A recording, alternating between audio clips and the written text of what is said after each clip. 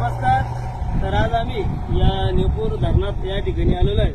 तर या नेपूर धरणामध्ये या धरणाचं खोलीकरण चालू आहे आणि खूप मोठ्या प्रमाणात या धरणातून गाळ या ठिकाणी शेतकरी आपल्या शेतात टाकण्यासाठी नेत आहे. तर मी या व्हिडिओच्या माध्यमातून चिंचोली परिसरातील सर्व शेतकऱ्यांना विनंती करतो की कोणालाही आपल्या शेतामध्ये गाळ टाकायचा असेल तर आपण या नेपूर धरणातील जेसीबीचे मालक सुरेंद्र भाऊ ढोणे यांना संपर्क साधावा.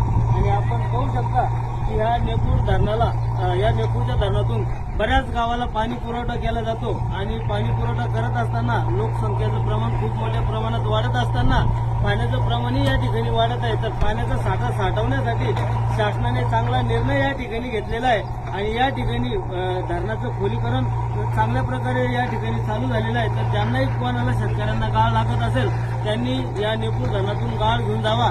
या ठिकाणी शासनाने जेसीबी फुकट आहे, फक्त आपल्या शेतापर्यंत जो ट्रॅक्टरचा खर्च येईल तो खर्च ज्या स्वतः या ठिकाणी